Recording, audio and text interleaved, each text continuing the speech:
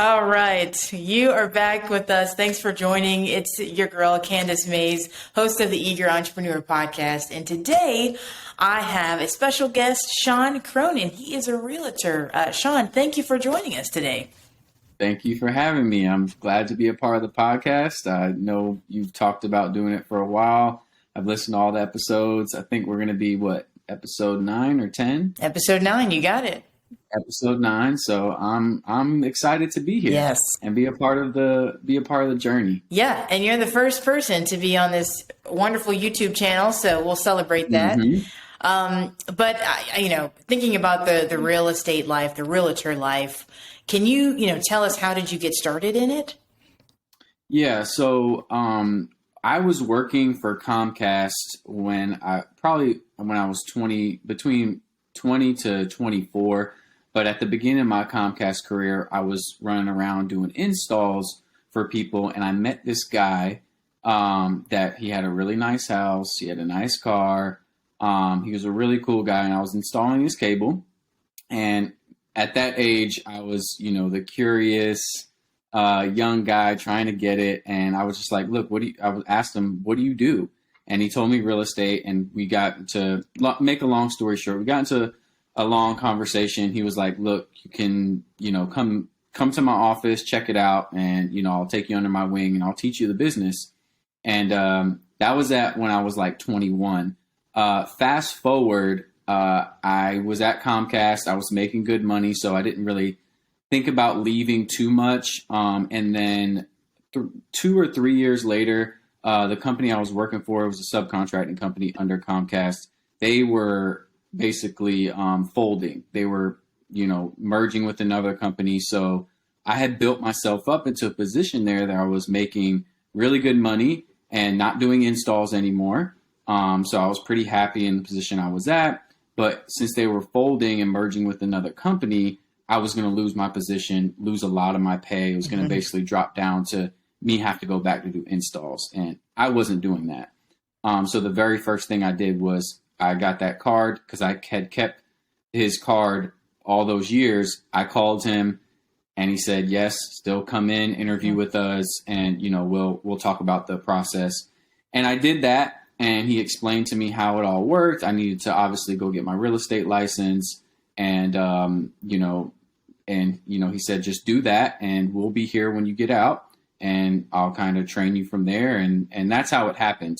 I put my 2 weeks in at again, it wasn't, I didn't work directly for Comcast. They were called Advanced Cable, but I put my 2 weeks in and I literally, after that 2 weeks, before that 2 weeks, I had already applied to take the real estate course. And, after that 2 weeks was up, I was gone. I started doing the real estate school and that was it. That's how I got into the business. Incredible. And speaking of the real estate exam itself, I'm sure there was a lot of preparation for that. Tell us, what was that like? Yeah, I wasn't the best in school. Like I got good grades and stuff, but it's more so just because like when I see something, I kind of just learn it right there. Like I never really studied like that. But real estate was completely different. I didn't know anything walking into this. So the school was the courses were, it was about 3 weeks long, 3 days a week, 8 hours a day. So we would go in and they'd teach us everything. It's like the book is probably about this thick and it's 16 chapters of all different subjects. Like there's math in there, there's law, there's definitions, there's so much stuff you have to retain while you're there. So I took it really seriously. I deleted all my social media. I didn't go out and hang out with my friends at all. I literally kind of just locked down for that month. If I wasn't in class, I was out studying. The days I wasn't in class, weekends, the other 2 days during the work week, I was studying every single day, 8 hours a day. Cause I was like, I'm not retaking this test. I'm passing the first time. Like there's no way. I don't have a job right now. Like I'm not working, none of that stuff. Like I got to make this happen. And I have a bunch of friends, not a bunch of friends, a good handful of friends that tried to get into real estate and they, failed the test a couple of times. And how it works is if you fail the course, two different ways it can happen. If you fail the course, you have one extra attempt to do it again. If you fail again, you have to pay for the whole class again to retake the class. If you pass the course, you go to the state exam. If you fail the state exam, you have to keep paying every single time you fail. So I had it in my mind, like, I'm not failing. And I ended up, again, I passed both of them, but I studied really hard. The exams are really hard. It's not easy work. Again, I studied so much. I was watching YouTube videos. I was doing apps on my phone where I have my headphones in when I'm driving, telling me definitions. And I was just grinding it out because it was so much new information. I was like, I have a month to learn this. And it took a lot. But yeah, I ended up passing both the state exam and the class exam my first try. I guess I got lucky, but it's not easy for sure. And it's a variety of subjects. It's not what I would have thought in a real estate. Yeah, it is. So that's the thing. Like, half the stuff, it's just like any other subject, right? When you're in school, college, you're learning any trade, any subject. Half the stuff you learn, you're never going to use in the real world, kind of thing. Yep. It's the same thing. But you have to know the most important parts are like laws and contracts. And obviously law is hard to learn. It's something that's not easy, but it took up a good chunk. And math, like, I'm good at math, so I didn't have a huge problem with that part. But another huge chunk was math, and people couldn't stand that part of it. But yeah, it seemed like it was 4 different subjects in one at one point. So yeah, it wasn't easy. But well worth it. Did you do anything to celebrate once you got past it? Again, I did. I think I did. Yeah. So I think I went out with my friends. Katrina took me out and got me like a gifts and stuff. My wife, Katrina, your cousin. So she took me out, got me some gifts, and then I went out with my friends. Yeah. And we kind of celebrated. Again, I hadn't like drank alcohol or seen anybody in a month. Yeah. So we celebrated a little bit, nothing too crazy. But yeah, it felt good to pass on my first try. It really did. Yeah. Especially hearing the stories from other people, like them failing multiple times and still hadn't passed. Like, I know some people to this day that still never passed because it's just not easy. Yeah, I commend you for, the study, the grind, the dedication for that. I just didn't think, it's good to hear that perspective. That's the biggest thing. Yeah. Yeah. Again, and I wasn't like that in school. I never did that for any subject in school. But once you get older, stuff like that, and like, look, this is what I kind of have to do. Yeah. You kind of buckle down, and I knew I could delete social media and all that stuff. I knew I could do all of that. It wouldn't have been a problem. Right. I could have done it longer than a month. But I knew that's what I had to do to pass the first time, because I know my mind and how it works. So I think in your mind, you knew you were going to pass that exam, Sean. I think you did. Well, so I'll touch on that. Yeah. The school exam, so you have to pass with like a 75 or better, right? And I'll tell you, the school class one, I took like the cram exam ones, the cram courses. Like, I did everything that you should do, and I still only passed with like a 80 or something like that. Okay. And it was hard, but they said the state exam's harder. And when I tell you I got into that state exam, you have 4 hours to take it. It's 175 questions. I got down to having 5 minutes left in that 4 hours. I took the entire time, and I'm sitting there like, if I fail it now, there's no way I can ever pass it, because I looked at every question. I'm like, I can't learn anything else. Like, I know all this information. So if I failed it now, it's just not, this isn't for me. Not for you. So I honestly did think I failed it. Cause I took that long. Everyone else didn't take that long. Like, everyone else was like, it was like 5 people left it was like 40 of us, and then 5 people at the end. And I was like, everyone else was done so much quicker. I was like, yeah, I don't know if I passed this, but I went out. So you get your results right then and there. It's on the computer. You go out to the front. There's a guy there, And he was like, congratulations. And he was like, you should be proud because you're the only one that passed today. Oh my I was gosh. like, what? And you don't get a score or anything like that. Like, I don't know if I did really good or just barely passed. You only get pass or fail. So he was like, yep, congratulations, you're the only one that passed today. I was like, what? What? Okay. So that was pretty crazy. But yeah, it felt good. It definitely felt good to pass the first time. Wow. Well, congrats on that. And now, I mean, we fast forward to, today's what's happening with the real estate market. My question to you is, how has real estate really changed from the time when you started to how it is now? Yeah, that's a good question. It's completely different right now. From how you negotiate to how you write contracts to what you have to prepare your clients for, how inspections go. It's just completely different. When I first got into the business, the market, this was 6 years ago. So the market was kind of finally on its turn where it was getting good again. Okay. For buyers and sellers. It was a pretty fair market.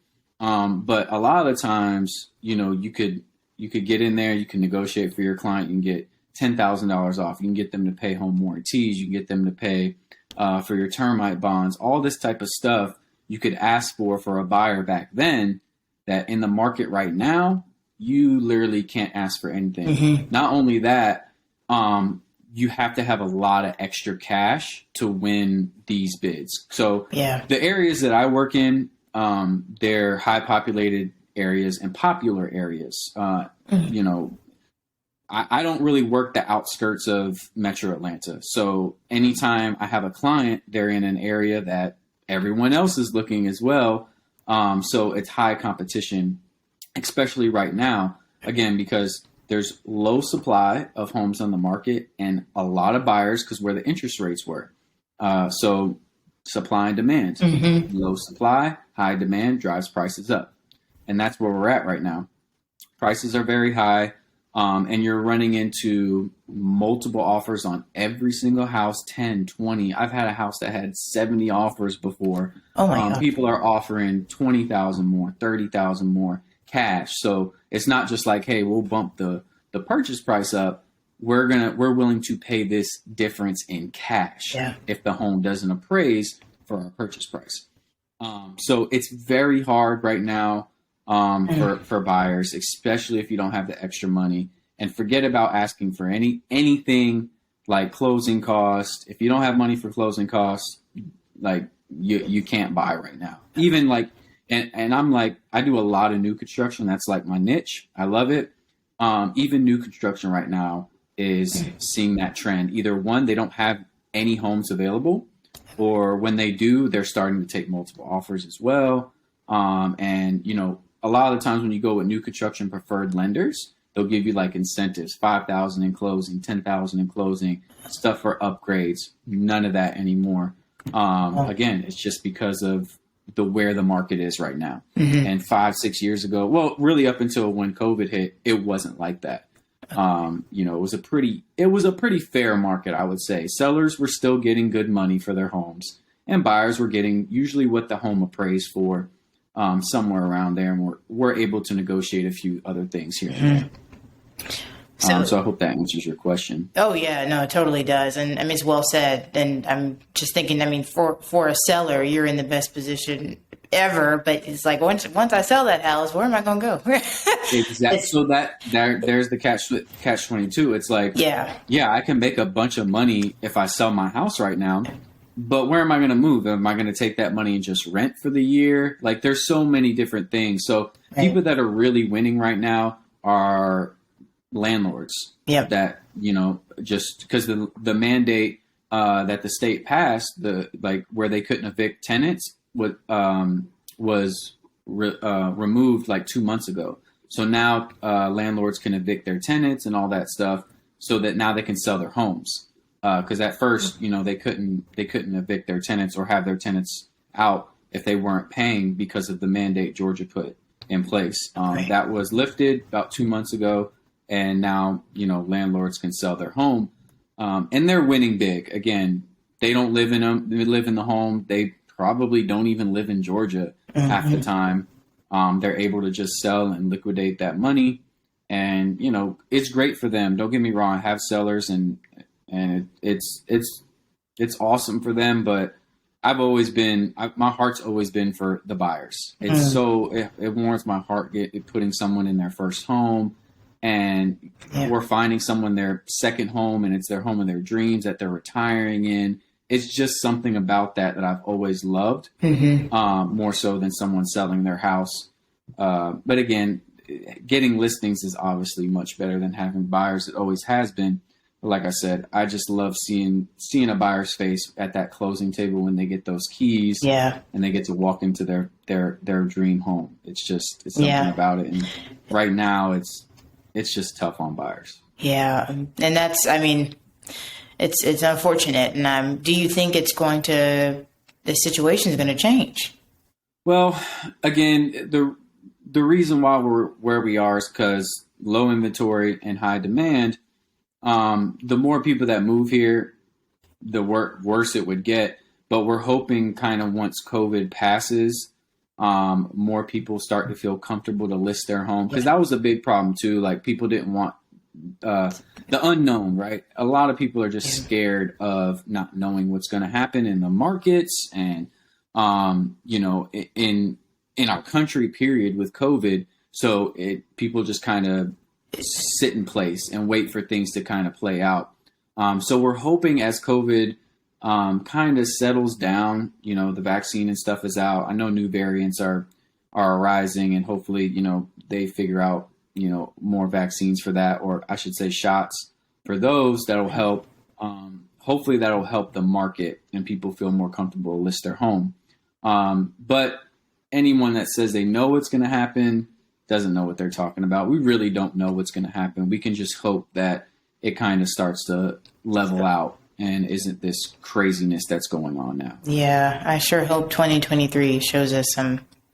Oh, well, I'm sorry, 2022. I hope shows us. Yeah, I'm hoping in about 6 months, maybe the summer, we see a little bit difference. I talk to colleagues all the time, and they say they're seeing differences in the areas they work. But again, when they say those areas, they're not the same type of areas, popular areas like Gwinnett County. I do a ton. That's where I'm from. That's where I live. That's a lot of people I know out here. A lot of my business is Gwinnett County. It's the most populated county in the state. And then the rest of my stuff is usually inside the perimeter. I don't really do much past that point. So I'm not seeing any difference, anything different since, May of 2021. So 6 months ago, 7 months ago at this point. I'm curious what a typical day is like for you, because so a typical day in real estate, it's changed, it's evolved over time. When I first got into the business, it was boots on the ground. Running around to all these apartment complexes every day and trying to network with them to, when I send clients, they'll, compensate us. I did a lot. Again, when you first start in real estate, doing rentals is the best thing because you're dealing with so many people at once. And you learn the business, how to talk to people, and just the kind of the lingo behind it. So that, back then it was, wake up at 8 a.m., head down to the office, get prepared, get everything written out, which places I'm going, what times, and all that good stuff. As my career progressed and I had, buyers and sellers, it turned into more so, all right, I'm going to wake up. The very first thing I do is I answer all my emails, but my day really starts before that, the night before. So I schedule all my showings or listing appointments, whatever it is, the day before, the night before, or, like after the day's over, like 5 p.m. to 8 p.m., I start to schedule showings, print them all out, and I write the time frames on them when I'm going to see them the next day. And then I also, again, on my calendar, will have my listing appointments for that day. So I'll wake up, I'll check my email for any other appointments that I missed the night before, any new things that came in. And then I just start my day, eat breakfast and start showings, or go to a listing appointment, or head into the office to, do anything that I need to get done probably around that 9 o'clock mark. I try to miss traffic most of the time. Yeah. What's the point of being in business for yourself if you're just going to, work a regular person's 9 to 5? Like, I try to miss traffic a lot when going down to the office and coming home for that matter. Like, try to schedule things where if I'm going to have to be back in Gwinnett from the Buckhead office, I will, leave the Buckhead office at 2:30 and make sure I'm in Gwinnett for showings at 3 o'clock and have showings from 3 to 6 or 3 to 7, whatever it is. A lot of people get off of work at 5. So, you do a lot of late time showings during the week. And then on the weekends, it's a little different. You kind of just usually schedule a little later depending on your client's schedule. But then you have all day kind of to do showings or listing appointments or whatever the case is, and not have to worry about traffic. So that's basically it. I mean, I want to say my job is super tough, but I'd probably be lying. And plus I enjoy it. So right. That's all that makes all the difference. Well, I've seen some things that you did in the beginning with social media. So can you talk a little bit about how you use that or really leverage it to market yourself? Yeah, so that's one of the things when I first, my mentor, one of the very first things he said to me is, when you get into this business, every single person you've ever met and need to know you do real estate. So social media was a huge thing at the beginning of my career. I would take listings that he had and post them, because again, at the beginning, I was doing a lot of rentals. I didn't have like buyers and sellers for the first, about 6 months when I'm learning the business. So I would take all his listings, I would create social media posts for them, and I'd post those every single day. I would, go to tour these apartment complexes and post those on my story, all that type of stuff. And then as my career progressed, I would start to do my listings and do, short stories of the listings I was showing my buyers and stuff like that. It plays a huge part because people need to know you're in this business, or they'll never think about you when it comes to that time to talk real estate for themselves or someone else. So you have to always keep that thought in their head when they get on their social media platform. Oh, Sean's looking at this listing today.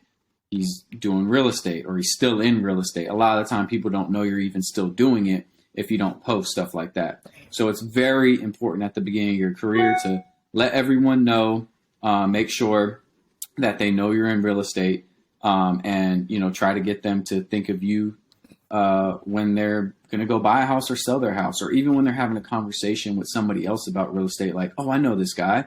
It's just that little thought that needs to be in people's head. And that's really what social media is for.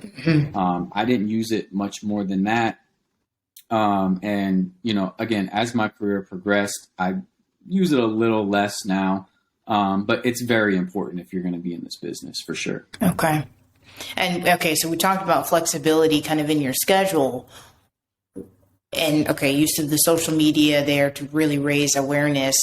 When it comes to the time commitment of being a realtor, what do you advise to those who, may be thinking about doing it part-time or 2 hours a week? Yeah, so I'll say this. If you plan on doing this as a part-time thing and you're not familiar with the industry, like if you flip houses and you're kind of in the business, or maybe you're a leasing consultant or something at an apartment complex and the business a little bit, you might be able to get by doing it part-time. But if you know nothing about this business, it's nearly impossible to do it part-time. The statistics are out there. 80% of agents fail in their first year, in our business. So the turnover rate for agents is very high, and it's due in part because it takes a lot of work at the beginning stages. It's what was taught to me is real estate's literally like a snowball. Once you get it, you start with nothing, then you have to make a really small snowball and you roll it down a hill, and it just continues to build and build and build. It's like a pipeline. So if you're getting in this business with no pipeline, you're not going to succeed if you do it part-time. It just takes too much work, too much energy, and you have to be available at all times. people have different work schedules. Your phone has to be on at all times. It could be midnight, and you get a phone call. I traveled a bunch, and I have to make sure my phone is working. I have my laptop with me. I've closed deals in other countries. Literally, that's how this business works. Right. So you have to be available basically 24/7, holidays, everything. Again, you make your own schedule. So if you don't want to work on a holiday, you're probably not going to. But if you have that right client and they're going to be in town that day and it's Christmas Eve, then you might be working. Or, one of the lesser holidays like Halloween. I mean, one of the biggest deals I ever did, I closed on Halloween. My client was in town from California, and, they were only here for 2 days, and it was Halloween weekend, and I guess it's considered a holiday. But anyway, I showed her houses for about 20 hours in 2 days, while she was here, and we got her something on Halloween. we're doing property. So again, I say that to say, if you're going to do it part-time, it's probably going to be really tough to do. I wouldn't recommend it, but if you have some experience in the business and you have, a little bit of clientele, especially if you've done rentals for a long time, with, a leasing apartments or pro move or something like that, you can probably do it part-time and be fine. But being full-time is where you're going to find your most success, because it takes so much time. Right. Now that makes sense. What I know you've talked a lot about, what to keep in mind. What would you say is the biggest piece of advice you would give to someone interested in real estate, trying to become you're an entrepreneur, basically, you're in charge of your business. What advice would you give to them? I would say, if you're looking to get into the business and it make sure you're interested in it first and you're going to enjoy it, maybe contact someone that's in the business and, shadow them for a couple of days and, get accustomed to what we do. Because you really have to enjoy this. If you don't, you're going to hate it just like any other job. And there's no point of investing your money, because it does take a lot of money to start up. And your time, which it takes even more time to start up, if you're not going to enjoy it. I say start there. And then if you find you do like it, you want to get into the business, buckle down on that exam. Focus your entire energy on passing that exam, and then you figure it out from there. Where you're going to list your license, who's going to mentor you, if you're going to even do a mentor, whatever the case is, focus 100% on passing that exam, because it's not easy at all. Yeah, absolutely. No, thank you. But also, to piggyback off that, if you do pass the exam, get in this business, it's important to get a mentor.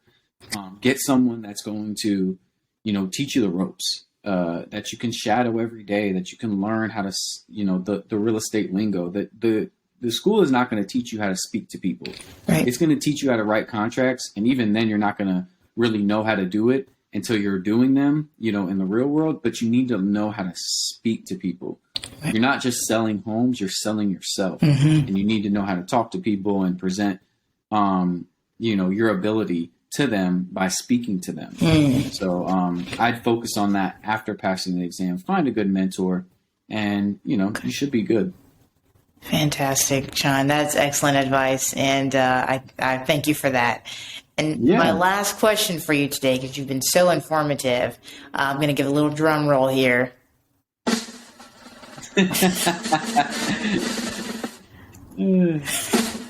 Nope. My last question for you is, where can our listeners find you? So, I have social media platforms. The main place is going to be Instagram. I have Snapchat and, Twitters and stuff, but my Facebook and my Instagram are basically where you can find me. So if you go onto Facebook and you just type in Sean Cronin, my name, and you type in agent, my business page will pop up. So my name is spelled Sean, last name Cronin, Cronin, and you just type agent in behind that, and it'll bring you to my business page with my reviews, all types of stuff from, people I've worked with in the past. And then my Instagram is just, it's spelled out SDOTCRONIN. And again, I basically use my personal Instagram as my business page now. I don't post anything but real estate stuff mostly. So that's where you can find me. And if you're in the Metro Atlanta market for real estate, I could definitely help you out. Fantastic. And that is a wrap, Sean. Thank you so much for joining us today and gracing us with your presence. So until next time, do you have anything else you wanted to say? No, that was awesome. Your questions were spot on to what people need to know. Yeah. If they want to get into real estate or want to know anything about real estate, there's so much more we could dive in, talk about, how to get approved for a home, what your credit needs to be. All those type of things can deep dive into me if you just contact me. Yeah. Candace has a busy life and she doesn't have time to get into all of that type of stuff.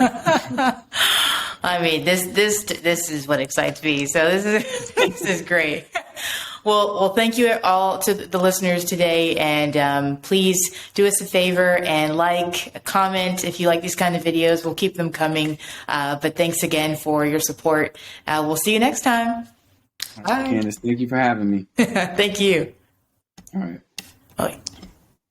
Thank you.